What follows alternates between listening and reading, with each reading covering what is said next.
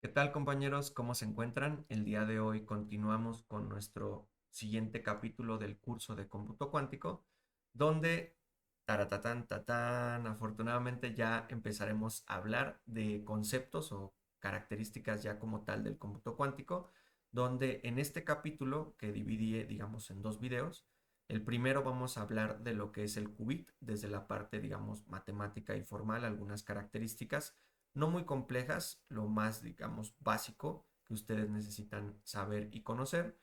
Y también hablaremos un poco de la parte de cómo se realiza a grandes rasgos el proceso de generar de estos conceptos teóricos de lo que es el qubit o el estado del qubit, pasarlo ya a una cuestión de un programa.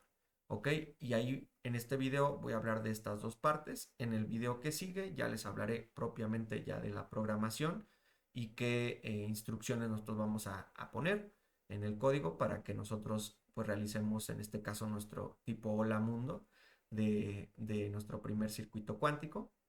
Y les comento también que todos los programas que vayamos analizando o desarrollando en este curso van a estar disponibles en GitHub, donde en los videos les voy a poner tanto el repositorio general como el repositorio específico para el video que estemos viendo para que ustedes pues obviamente no tengan que pausar el video y copiar el código a mano y solamente se preocupen por entenderlo y razonar lo que estamos haciendo. Yo creo que es lo más conveniente. Ustedes ya con el código pues de GitHub lo pueden descargar y ya lo pueden, digamos, ejecutar o hacer sus experimentos que ustedes consideren. Y con esto pues les ahorramos o les ahorro tiempo para que no tengan que hacerlo otra vez. ¿Ok? Entonces, bueno, sin más, vámonos directo a lo que es la pizarra. Y lo primero que pues surge como pregunta, que yo considero que es lo más elemental, es ¿qué es el qubit? Y el qubit nosotros lo vamos a poder definir de forma muy simple, diciendo que es la unidad básica de información en el cómputo cuántico. ¿Ok? Y esto es casi casi tomando como idea general lo que es la definición del bit como unidad básica, pero en el caso de la computación clásica, aquí le voy a poner que es cuántica, no se vaya a confundir, cuántica. Y nosotros el qubit lo vamos a establecer de igual forma como esta unidad básica o unidad mínima de información que vamos a tener. Y en este caso, el qubit vamos a poderlo encontrar tanto en el estado cero, esto que nosotros tenemos aquí se le conoce como un ket, esto es la anotación de un ket, que es este palito y este mayor que.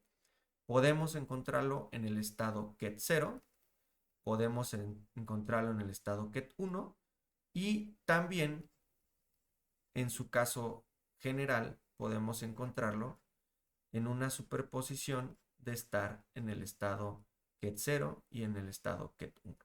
Y esta sería como la principal diferencia, junto con otras características, pero como la más simple y que se puede ver de forma fácil, es estas, encontrarlo o poderlo describir como una superposición. Donde, bueno, como les comentaba, esto que tenemos aquí sería el ket, que también es conocido como el estado, en este caso de nuestro qubit. Y estas cuestiones que vemos aquí, este alfa y este beta, se les denominan amplitudes de probabilidad. Si ustedes recuerdan del video donde hablábamos de la parte de introducción de las características de la mecánica cuántica y del cómputo cuántico, déjenle pongo también aquí una flechita para que vean que son los dos. Hablábamos del caso del gato de Schrödinger donde yo les decía que la superposición la podíamos pensar como una cierta probabilidad de encontrar al gato en el estado vivo más una cierta probabilidad de encontrar al gato en el estado muerto. Pues esto es lo mismo que estamos haciendo, pero ahora ya utilizando nuestra o nuestros elementos, nuestros estados base de lo que va a definir el qubit. Y estos dos que tenemos aquí formarían estos estados base y con ellos podemos generar esta descripción del estado, digamos, general como una superposición con sus amplitudes de probabilidad asociada. Y estas amplitudes que nos dicen, pues básicamente que la probabilidad de medir el estado cero este estado que tenemos aquí con el ket 0. Recuerden que, y se los voy a explicar ahorita que veamos la parte del código, nosotros describimos la parte cuántica, pero al final del experimento tenemos que hacer una traducción de esta información cuántica a una información clásica, donde la vamos a representar en el caso de los circuitos cuánticos en bits. Entonces, por eso es que le pongo aquí la probabilidad de 0 y ya no le, digamos, incorporo la parte del ket, porque ya sería la probabilidad como tal de traducir este estado cuántico ket 0 a un bit clásico 0. ¿Ok? Entonces, la probabilidad de encontrarlo en 0 estaría dada por esto, que sería el módulo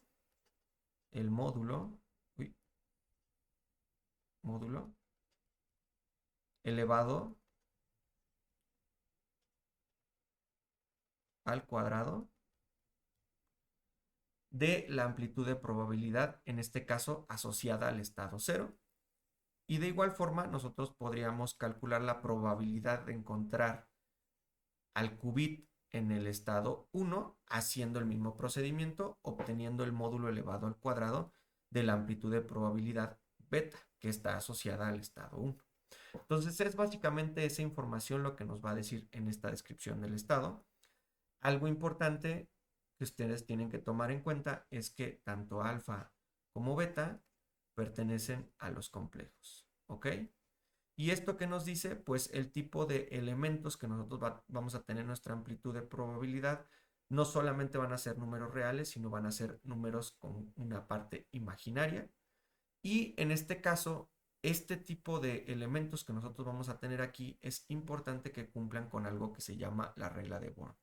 Y la regla de Born establece básicamente que la suma de los módulos de la amplitud de probabilidad elevados al cuadrado debe de sumar 1. Y esto es, digamos, directamente de cualquier modelo o cuestión de teoría de probabilidad, donde estamos describiendo un estado y queremos describirlo de tal forma que todos los posibles eventos que se puedan dar en ese estado estén contenidos en esas probabilidades, que no pueda ser el caso de que de repente dé el estado 0, el estado 1 y otro estado que no estaba contemplado, pues es o algo que no se permite o nosotros no veríamos como lógico.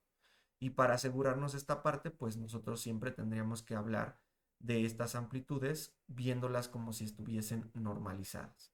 ¿Ok?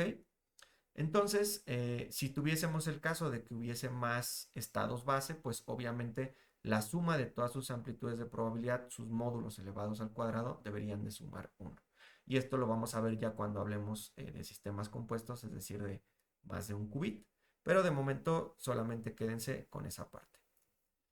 Y algo también importante es que, bueno, nosotros, como les decía, estamos usando esta notación donde es un ket. Eh, pero también esto tiene una representación en la forma matricial común, que es a través de un vector columna, es decir, que un ket va a ser igual a un vector columna, que para el caso del ket 0 está descrito por este vector columna 1, 0, y en el caso del ket 1 va a estar descrito por el vector columna 0.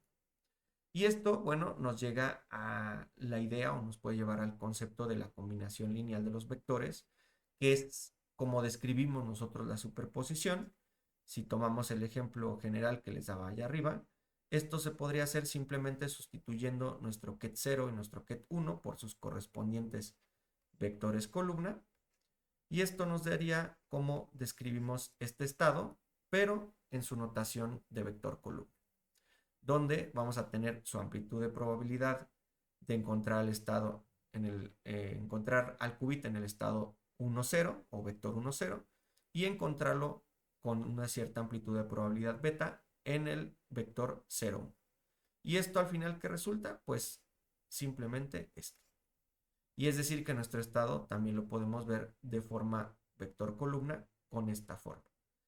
Y es ahí donde se da esta combinación lineal de vectores, donde tenemos un cierto, digamos, valor que está multiplicando, en este caso nuestras amplitudes de probabilidad, y el vector correspondiente. Como les repito, en este caso, si hubiese más estados base, pues esto incrementaría y solamente tendríamos que garantizar que cumpliesen con la regla de Born. Entonces, hasta aquí, solamente para hacer un breviario, tenemos el caso de lo que es un ket, como nuestra descripción de los estados. Y también mencionarles, bueno, en este caso alfa y beta, que van a ser normalmente las variables que vamos a usar para amplitud de probabilidad. Pero también, bueno, además de este ket existe otro elemento, vamos a usarlo con nuestro estado que teníamos de ejemplo, que invierte, si se dan cuenta, esta como mayor que o menor que, dependiendo cómo lo vean, y a esto se le denomina umbra. En conjunto, estos dos nos dan la notación bracket, que es la notación de Dirac, ¿ok?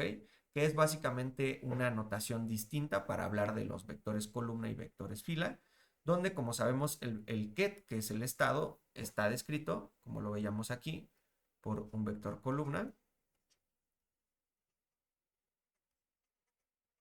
Y en el caso del bra, lo vamos a describir como un vector fila, ¿ok? Solamente para que se lleven esa parte de notación. Aquí es más, dejen lo coloco para que si quieren lo tengamos en una misma parte. Aquí vamos a poner el estado y vamos a hablar que está así. Y nosotros, ¿cómo vamos a lograr transformar de este elemento get al bra o viceversa?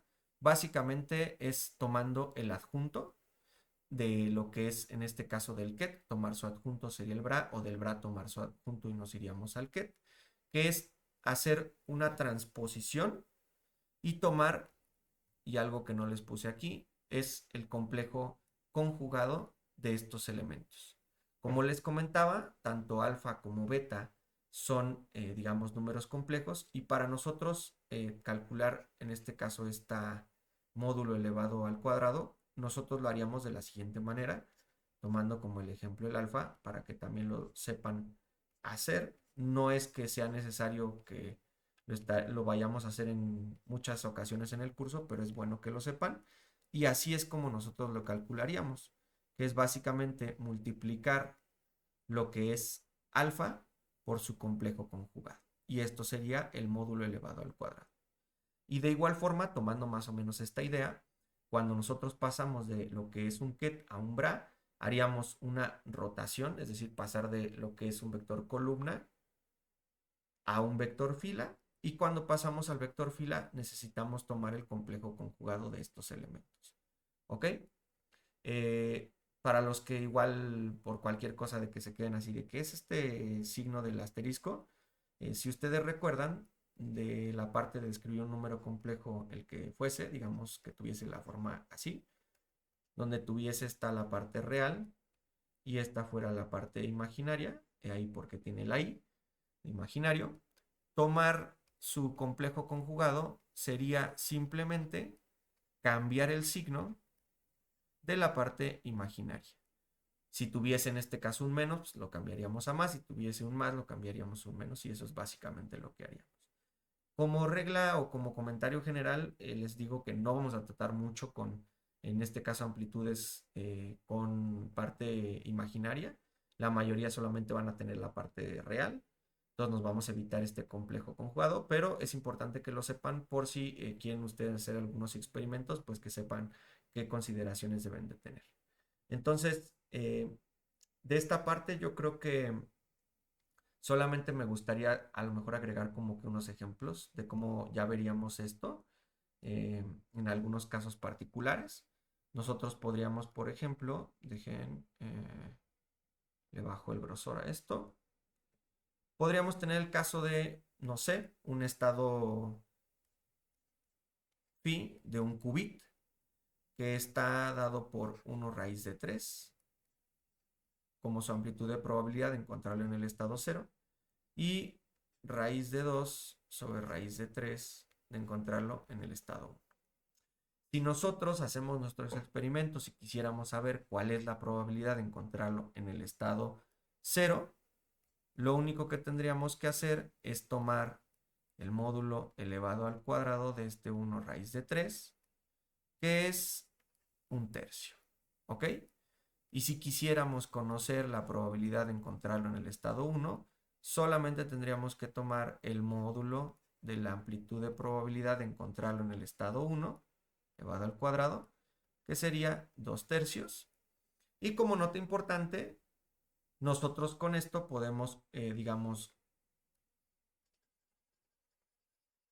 establecer que nuestro caso hipotético de estado de qubit, que es este de aquí, cumple con la regla de Born, porque vemos que tanto alfa al cuadrado más beta al cuadrado, que sería lo mismo 1/3 más 2/3, es igual con 1. Entonces está normalizado y cumple con la regla de Born. Esto es algo importante que ustedes tienen que tomar en cuenta para cuando empiecen a hacer sus experimentos, pues que no vayan a tratar de meter amplitudes de probabilidad que no estén normalizadas o un estado con amplitudes no normalizadas, porque no va a ser un estado válido. Tienen que normalizarlo, es decir, que estos valores del módulo al cuadrado deben de sumar siempre 1. ¿Ok? Y yo creo que la parte teórica de lo que es el qubit lo vamos a dejar hasta aquí. Vamos ahora ya como tal a la parte de cómo lo veríamos nosotros en la parte de programación. ¿Ok? ¿Cuál sería la metodología a grandes rasgos que nosotros vamos a seguir para describir nuestros circuitos cuánticos? Esto les aclaro que la mayoría del curso nosotros lo vamos a hacer en Qiskit, que es una paquetería desarrollada por IBM, que como lo pongo aquí, no es la única que existe para hacer cosas de cómputo cuántico. Hay también importante señalar que Qiskit está desarrollada en Python, o bueno, está implementada para que ustedes lo hagan en Python. Pero también existen otras como lo que es PennyLane y Cirq, que sería, en este caso me parece que este es de Google. Y PennyLane no recuerdo de quién es, pero serían como que las tres paqueterías o desarrolladores de parte de cómputo cuántico o librerías de cómputo cuántico más grandes que hay hasta el momento, y donde la mayoría del curso nosotros nos vamos a basar con la sintaxis o las instrucciones que tiene Qiskit. De todas formas, la teoría que nosotros veamos, por ejemplo, lo que les acabo de explicar del qubit, es aplicable para cualquiera. Lo único que cambiaría es la sintaxis, las instrucciones, algunas funciones que nosotros vamos a ver. Entonces, pueden elegir cualquiera de estos, ese como su punto de partida. Nosotros vamos a elegir la parte de Qiskit. Y, digamos, el proceso del desarrollo de nuestro qubit, en este caso, que es lo que veíamos, ya llevado al código, se vería de la siguiente manera. Lo primero que haríamos, pues, sería construir este circuito cuántico, que va a ser donde va a habitar nuestro qubit. En este caso, en este circuito cuántico, estas Qs que vemos aquí serían propiamente nuestros qubits, ¿ok? Nosotros podemos manejar uno o más de ellos. Ahorita no se preocupen por la matemática detrás, de que es que no entiendo si está más de uno, cómo funciona, no se preocupen. Solamente quiero que se vayan como que familiarizando con las propiedades y con la notación y la sintaxis y demás, y ya iremos viendo la parte teórica en siguientes videos. Entonces, esto que tenemos aquí son los qubits, y el tiempo de ejecución o la evolución del sistema va de izquierda a derecha.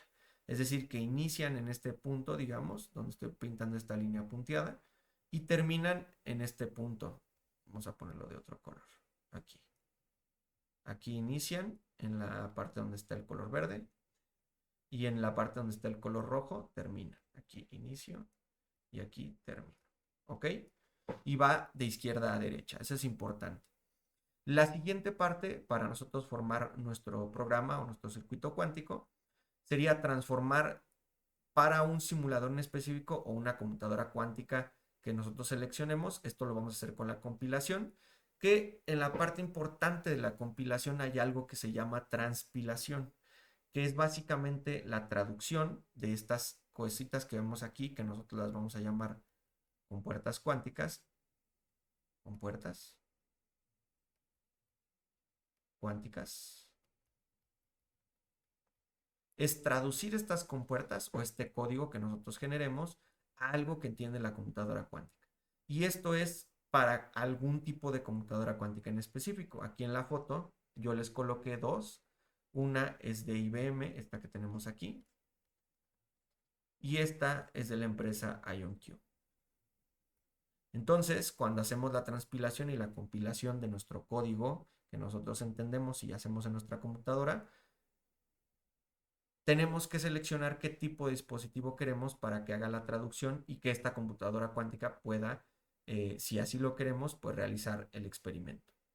Entonces, ya una vez que nosotros compilamos y transpilamos el circuito, pues lo siguiente que continuaría sería la parte de ejecutar.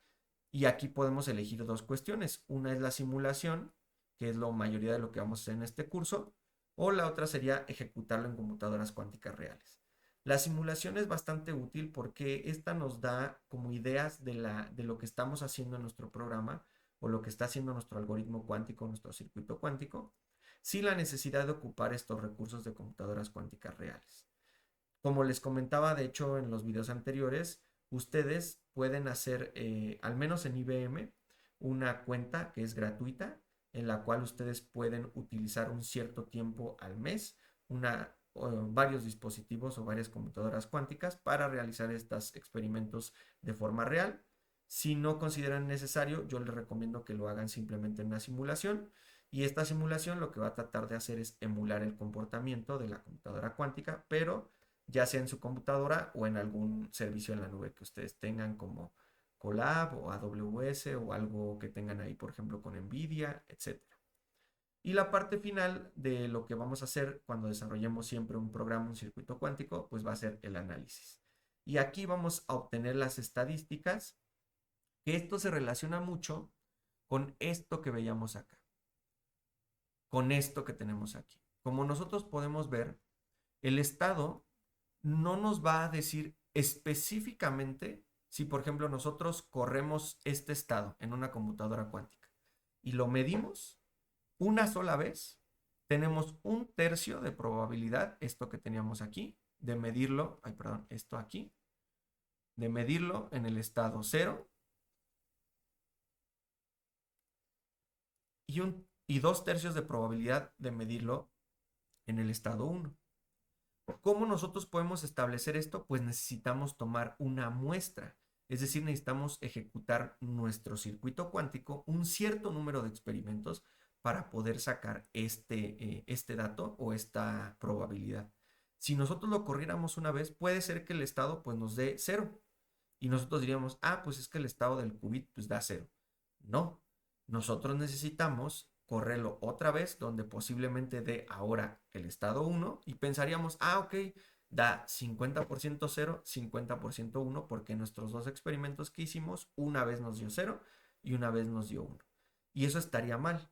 Entonces, lo que nosotros vamos a hacer, y eso váyanselo como que metiendo fuertemente en la cabeza, es que vamos a tener que establecer un número de experimentos que en los circuitos cuánticos se les llama shots para ejecutar nuestro circuito y con esto pues tratar de encontrar estas probabilidades o estos datos estadísticos ya de nuestro experimento que particularmente nosotros lo vamos a visualizar principalmente de dos formas. Una es utilizando esto que es un histograma. Histograma. Que el histograma lo que nos dice es básicamente cuántas veces ocurrió, en este caso, el estado 00, que este estado, pues lo vamos a ver más adelante, está hecho con 2 qubits. Y aquí podemos decir que probabilidad de encontrar el estado 00. Ahí aparece que fue como del 48%, aprox. Y también aquí nos dice la probabilidad de encontrar el estado 11, que fue del 51%, aprox. Recuerden que esto es muy aproximado porque en teoría debería sumar 1, pero aquí pues omití algunos decimales. Pero esto es lo que básicamente veríamos en el histograma. Veríamos ya estos elementos que tenemos aquí, estas amplitudes de probabilidad elevadas al cuadrado, es lo que veríamos en nuestro histograma. En nuestro caso, para el qubit, pues nada más teníamos el estado 0 y el estado 1. En este ejemplo que tengo aquí del histograma gráfico, tenemos para el estado 00 y el 1. Y otra forma de visualizarlo sería utilizando la esfera de Bloch. Que esta parte ahorita no les voy a como meter mucha información. Simplemente ustedes quédense con que es una representación geométrica donde particularmente el estado del qubit va a estar dado por esa flechita que se ve aquí, esta que tenemos aquí en color rosa. Y ese punto o ese vector siempre va a estar como que cayendo en una parte de la superficie de la esfera, indicándonos cuál es el estado en ese caso del qubit. Y entonces esa sería una forma de representarlo a través de esto, que sería algo como más visual. En el caso de, por ejemplo, cuando estamos hablando de que el qubit está en el estado cero, pues nosotros veríamos nuestra flechita rosa apuntando hacia arriba. Dejen borro esto para que no se confunda.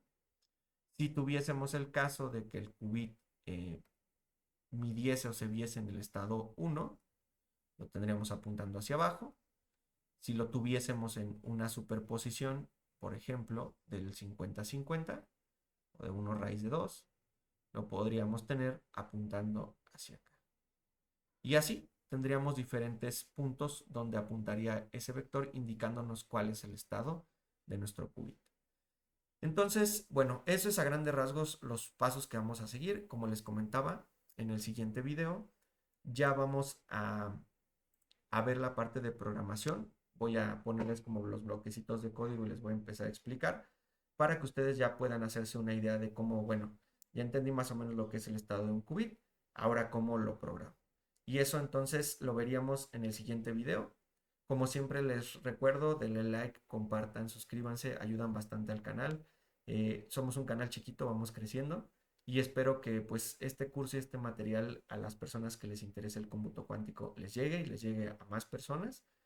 Y sin más, pues nos vemos en el siguiente video. Aprende más, piensa más.